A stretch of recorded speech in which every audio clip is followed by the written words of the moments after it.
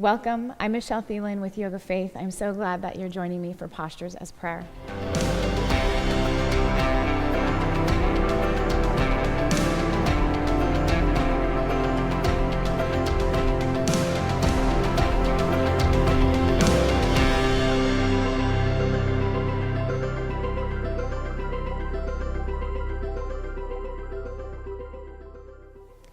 Today we're going to explore a few ways to warm up your entire body. And I hope that this is for every single one of you to receive, because I want to show everybody how to warm up properly and efficiently to prepare our bodies, our hearts, and our minds for what we're going to do on the mat in our time of connecting with Christ. And so this is going to be a pretty gentle way to do that. I'll show you several different types of ways to warm up your body that I hope that you can incorporate in your own personal prayer, or perhaps if you're a teacher, you can take it into the classroom, because most everybody can do these simple, practical movements that will warm up joints and muscles in preparation for what is to come. So let's get started. We are going to start in good old tabletop. And I do recommend that you warm up the spine before you do anything. Maybe that's some cat-cows, or you can do that from a seated position as well. Right now, we're going to start in child's pose in just a simple flow. So again, whatever you might need to warm up even before you come into some of these postures, go ahead and do that. So from child's pose, we learned that this is a posture of surrender and a posture of release. So you can go ahead and set your intention here, dedicate this time and practice to something or someone, or simply just say your personal prayer to God as you're here on your mat. Whatever you need to release, go ahead and give that to Him. Thank you, Father. Inhaling into our tabletop, we're going to come to the bottom of that push-up, or Chaturanga Dandasana. So we bend our elbows, and instead of plopping like we so want to do, we're going to start to use our arm muscles, our chest muscles to hover. And then we inhale either into a baby cobra or a cobra. And as we warm up, we can come into that extended cobra. So exhaling is your child's pose.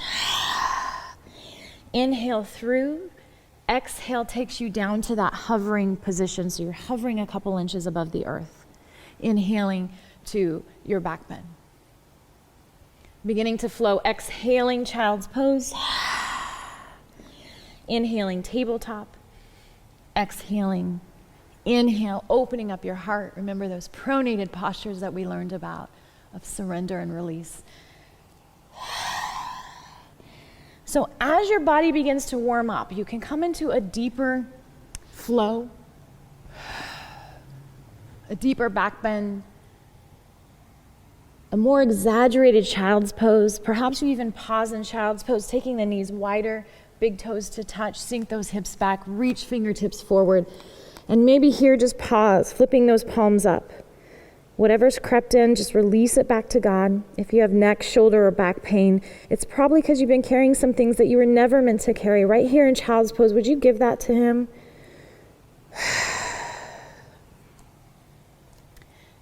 And you can begin to flow again in your own time, in your own way, in your own worship, for an audience of one. We praise you, Father, today for breath, for waking us up this morning, for the things that you have us do today, the people's lives that you have us change today. We praise you for divine relationships. We accept those interruptions throughout our day as a way of thanking you for the people that you've placed in our lives. And we give this all to you. Everything that we do, may we point the way.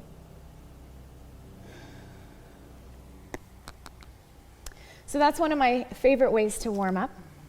I will show you another gentle way that you can start your practice. It's coming on to your back. You can stay in Shavasana if you'd like for a few moments, pausing, praying, Remember, this is our posture of rest, a posture of submission, and a posture of trust.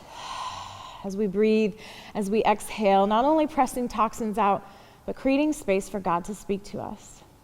So please take as long as you need to in Shavasana, bringing heels as close to the hips as possible here. And if you haven't already warmed up the hip joint, you can go ahead and do that. Maybe you take feet hip width apart and drop one knee at a time. That's a really great way to just say hello to those hip joints. But for now, we're going to move on because I'm trying to show you my favorite ways to warm up. So please do whatever else you need to do in the meantime. Knees come to chest on the exhale. So this is called wind expelling pose for a reason here. The knees are actually pressing the air out. The knees are actually pressing that oxygen out, the toxins. So your biceps should engage. You can maybe see my knuckles are turning a different color because I'm actually engaging on the exhale. All right, so the inhale is going to lift the hips. So you want to make sure your shoulders are back and down when you're here in bridge. And we want to use the entire backside body. So oftentimes we warm up the front because it's what we see in the mirror, but we don't want to forget about that backside body. So we're going to flow from that knees to chest, exhale, remember it's an engaging exhale, and coming into a bridge on the inhale. So this is really simple and practical that most bodies can do. And so as you begin to warm up, those postures or the sequences become a little bit deeper. The knees to chest, you're really pulling in. And I want to say to keep the sacrum pretty rooted. So we're not trying to pull that up, we're trying to press into those organs, literally massaging the organs here. As we inhale, we're engaging the hamstrings, the glutes. We're really pressing the feet into the earth. And you begin to flow. And again, this is going to be with your breath. Remember those postures on our back. We're resting, we're trusting, we're being present as we're here on holy ground, on our mat, our daily appointment with God, trusting and resting in the fact that He has it all figured out. He knows what He's doing, says Jeremiah 29. He's got it all planned out. And we don't have to worry about a dang thing. Finding your flow. Maybe you're starting to go a little bit faster. Maybe you're raising that bridge up a little bit more. Whatever going deeper means to you. So this is just another one of my favorite ways to warm up. And of course, you can add some strength moves to the bridge and you can go all kinds of different pathways from there. So I'm going to take you to a standing place of warming up, another little sequence that I love to do that's a nice gentle way for most bodies to warm up. So finding a nice strong Tadasana or mountain pose, again just slightly tucking the sacrum in, shoulder blades are back and down, and lifting the kneecaps. And so this is going to be important as we flow later. But as you inhale, coming into an upward salute or high mountain, whatever you want to call it, adding maybe just a little back bend. And as we exhale, coming into a forward fold. So if we're not warmed up, our forward fold could possibly be a halfway forward fold right here. And you can bend your knees as much as you need to here. So this is your exhale. And then you're going to sweep the earth, lowering the glutes, sweeping the earth, coming up. Really stand firm in your Tadasana in your lower half as you come into just a little back bend probably at first. And so all of these are going to deepen. We're going to get into a little bit deeper back bend as we warm up. Exhale, forward fold. Now remember that might look a little bit different as you warm up. There's no rules here. We're just warming up. As you inhale, bend the knees, sweep. Exhale, back bend. You can do hands to heart center, or you can airplane out the arms. It doesn't matter. Again, just warming your whole body up gently.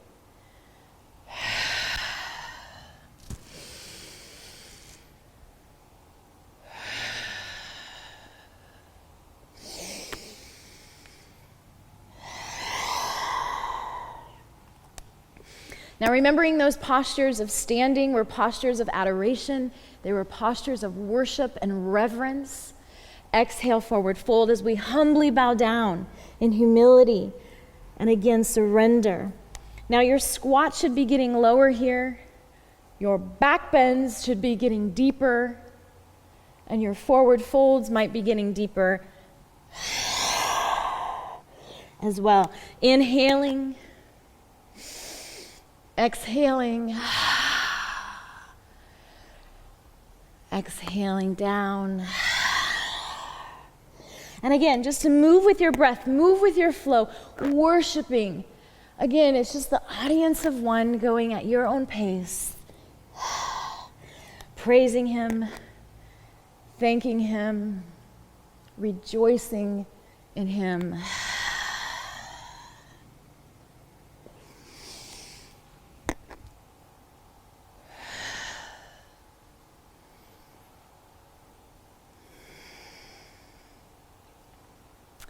So those are just a few sequences that I love to do before I get started in any practice. Again, feel free to do them slower, faster, longer. Go push play on your worship music and just flow in his grace. I also want to remind you to warm up the wrist in any way that you can do that. You can do the old-fashioned wrist warm-ups. You can do one of my favorites that I'll show you while we're on my favorites is clasping. So I'm going to take my left palm out, clasp, square the shoulders, and come under and breathe. So this is getting really deep in the inner ligaments and tendons of the wrist. So if you've never done this, it might feel like you're on your chest, and that's okay. As you warm up, as you breathe, these hands can come closer and closer to the earth. So not about forward folding, but about stretching those wrists.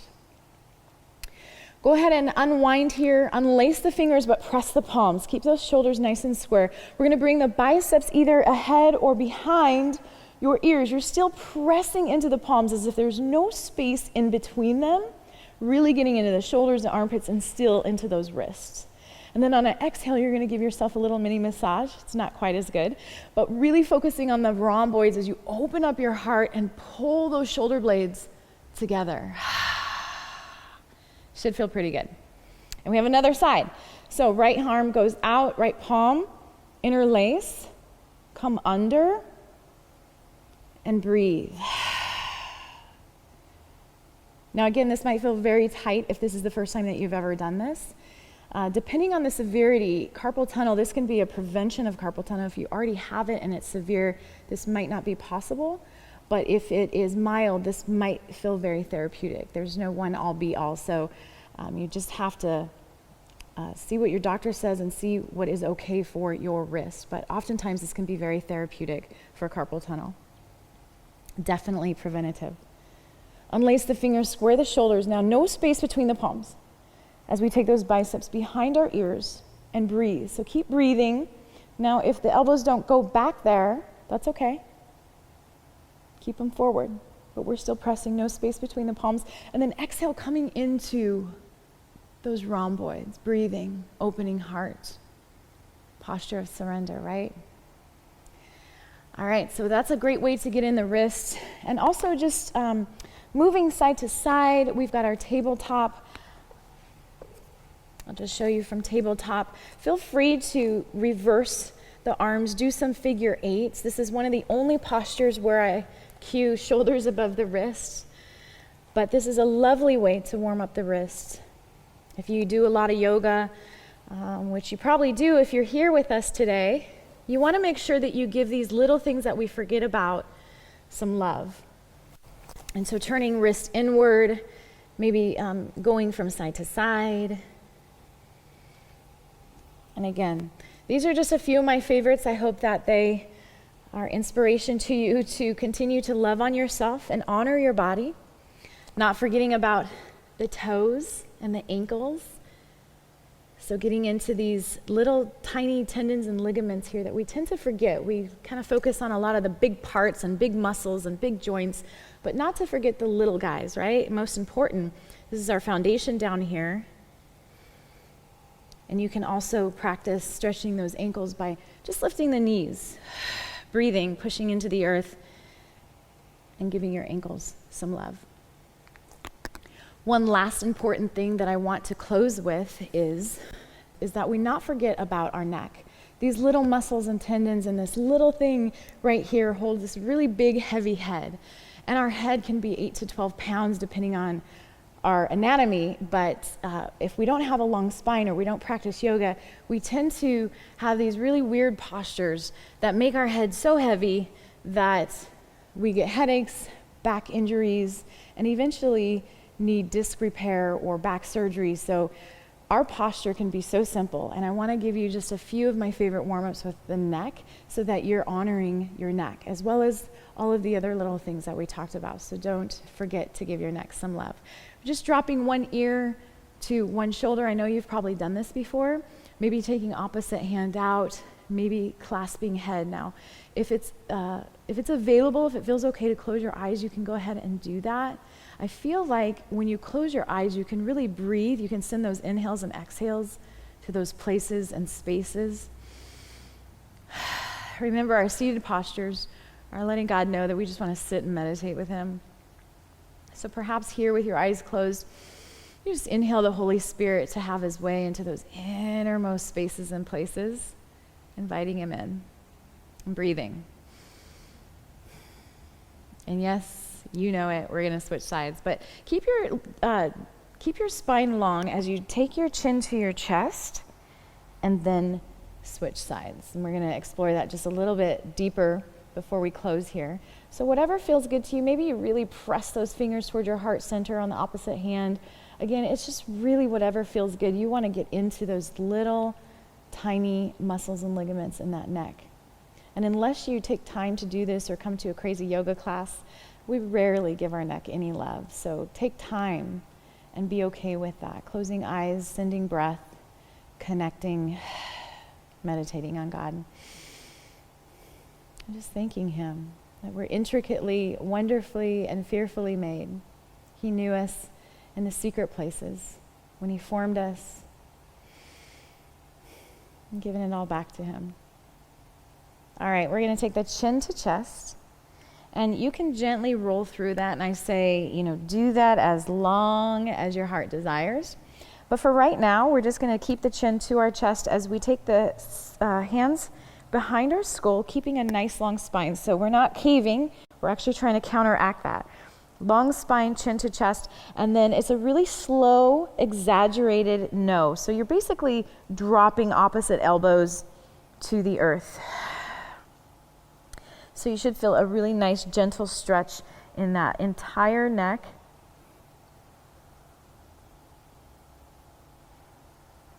And then, of course, gently releasing, taking chin up. Now, instead of dropping your head back, you can, I'll profile you so you can see, sometimes we have this cue of drop the head back. Well, dropping the head back does just that. Kind of can be severe on the cervical spine there. So I would encourage you to think about lifting your chin instead. So here we are lifting our chin as opposed to dropping our head. Yeah? Okay, so chin to chest, chin to heavens, and continue that again for as long as needed. And then looking in opposite direction. And you can use your breath. So exhaling as you twist, inhale, center, exhale. You can think about those things or those people you need to exhale. Create space for God to bring in new things, new people. Yes, create space. We're all about creating space. All right, so I know those are really simple, and that's the point. But don't discount all of the things that we use so much, especially if you do a lot of yoga. We visit downward facing dog and tabletop and plank so often. So make sure that you are protecting so that we have this long and prosperous life that God promises us. And it's abundant, right? He wants us to live the abundant life, not having wrist surgeries or neck surgeries, but loving on ourselves and honoring ourselves as we honor him on our holy ground. So thank you again for joining me. I can't wait to see you next time. Namaste.